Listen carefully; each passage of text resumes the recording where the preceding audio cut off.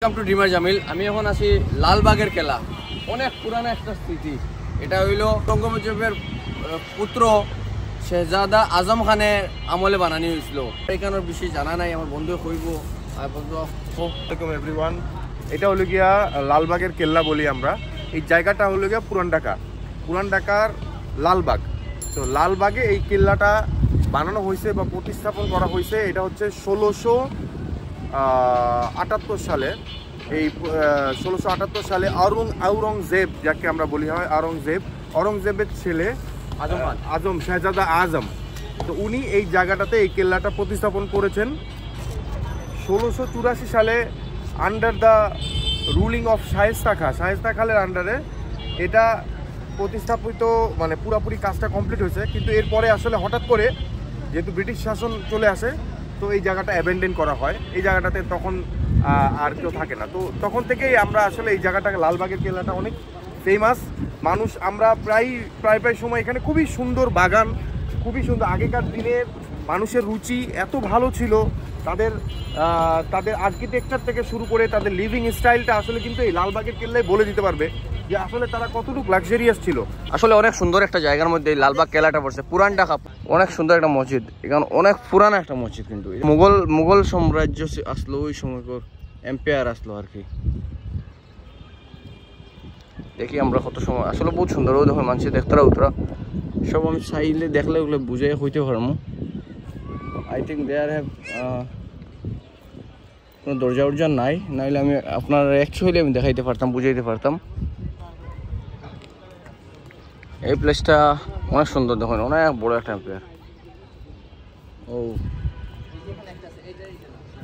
এইটা কি আছে আমি দেখলে, শায়েস্তা খানের একান্ত বিশ্বস্ত সেনা অধিনায়কের গ্রেভ ওইটা। দিস গ্রেভটা হইল মির্জা বাঙ্গালির সমাধি। ভেরি নাইস, অনেক সুন্দর একটা প্লেসের মধ্যে এই লালবাগ কেল্লাটা। ওখানে কি আছে আমরা পুরা দেখার চেষ্টা করাইম আপনারা। প্রথমে একটা কিছু দেখলাম আমরা সবটা আসলে জানি না, যেহেতু আমি এখানে ফার্স্ট টাইম। তো এখানে জানার চেষ্টা করবো কিতা আছে না আছে, ক্যামেরা কিতা লেখা আছে বা না আছে। আপনারা পুরো আমরা ডিটেলসের মধ্যে আপনারা বুঝে হইমো, তখন কি পুরো ডিটেলসটা আমি কইতে পারবো। শায়েস্তা খানের প্রিয় কন্যা পরিবিবির স্মৃতিসৌধ। পরিবিবি হলো শায়েস্তা খানের মেয়ে। এই শায়েস্তা খানের মেয়ের এই কবরস্থান হলো এটা। শায়েস্তা খানের মেয়ের কবর এইটা।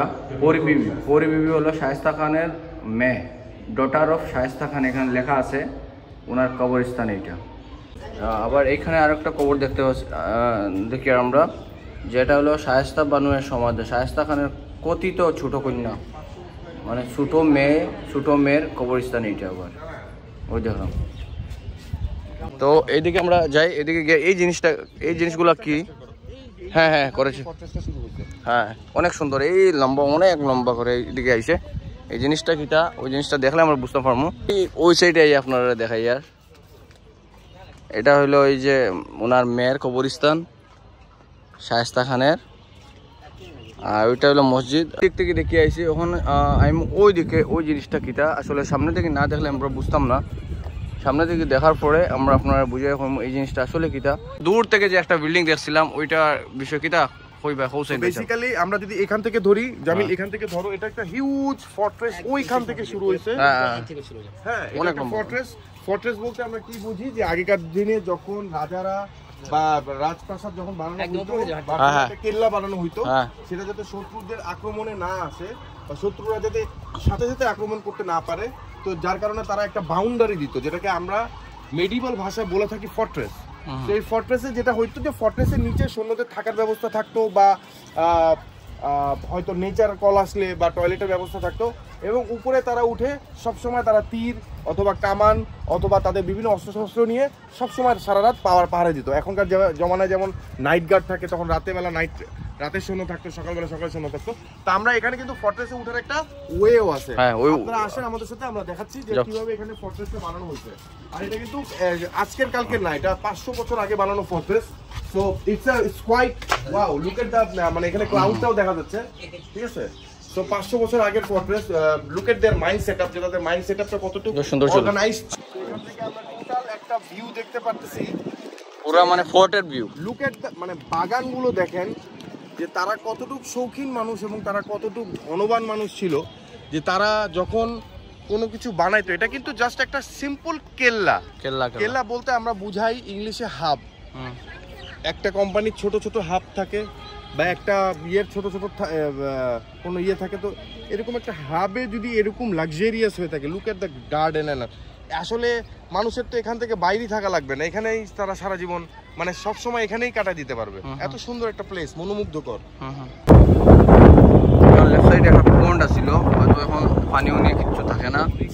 পন্ডটা অনেক অর্গানাইজ ছিল মনে হচ্ছে, হ্যাঁ, কারণ চারিদিক থেকে স্কোয়ার শেপের পন্ড বানানো হয়েছে এবং 80 ফিটের মতো নিচু হবে। প্রিটি মাচ শিওর এটা 80 ফিটের মতো হবে। 80 ফিট পন্ড। তারা এখানে আগে পানি রিজার্ভ রাখতো, এখানে গোসলও করতো এবং তাদের যাবতীয় প্রয়োজনীয় জিনিসপত্র এই পন্ড থেকে নিত। আমরা ওই জায়গা থেকে ওই সাইড ওই ঘুরিয়ে আইসি। ওই জিনিসটা আসলে কিটা আমরা দেখবো। এটা সাউথ গেট, এটা হলো দক্ষিণ বাগের গেট, যেটা ওইটা গেট। হ্যাঁ, এখানে ব্যাটালিয়ান আনসার ক্যাম্প আছে। এটা গেটের ম্যাটেরিয়ালটা কি দিত ওরা?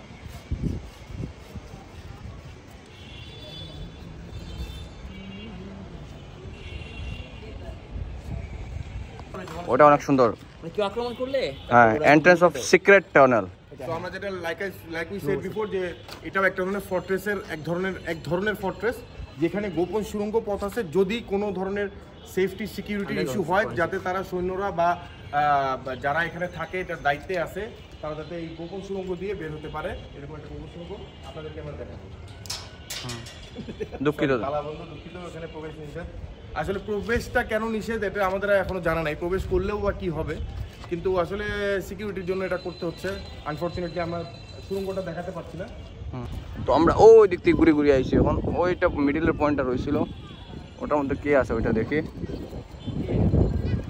এগুলো অনেক সুন্দর ছিল, বুঝছো? ওই সবটার সাথে সুন্দর সুন্দর লাইন ছিল, মানে এগুলো আলাদা একটা ফোয়ারা দিত, পানির ফোয়ারা ছিল।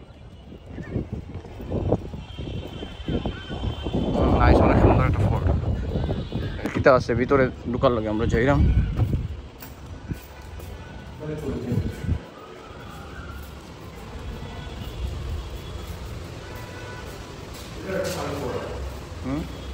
ফোয়ারা আসলে এটা হয়তো বাসা ছিল, ওনাদের বাসা ছিল।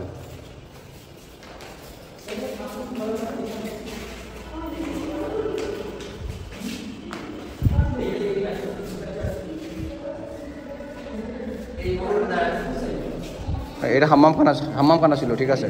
স্নান কর। Preservation AFCP program. চিন্তা করো 500 বছর আগের লোহা, কিছু হয়নি না?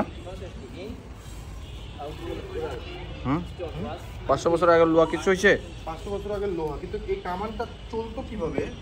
2023 সালে খুঁজে পাইছে এটা গুহার মধ্যে, 2023 সালে। কোথায় পাইছে? ব্রিটিশরা ওদেরকে গিফট করছিল এই কামানটা, ব্রিটিশরা এই প্রুফ দিছে যেটা আমাদের কামান। এটা চলতো কিভাবে? এইখান থেকে ওটা ওই যে অর্ধেক অংশ আছে, অর্ধাংশ লেখছে তো এখানে। কামান এইটা না, চাকা থাকে দুটা, চাকার মধ্যে যেভাবে থাকে স্টোন, তারপর ঢুকাই যায়। এই তো মেঘও আইছে, আমরারও কাজ শেষ। আপনারা লালবাগ ফোর্ট দেখাইলাম, কিরকম হয়েছে না হয়েছে আপনারা কমেন্টের মধ্যে জানাইবা। সব ভালো থাকবা, সুস্থ থাকবা। চলো মেঘ আর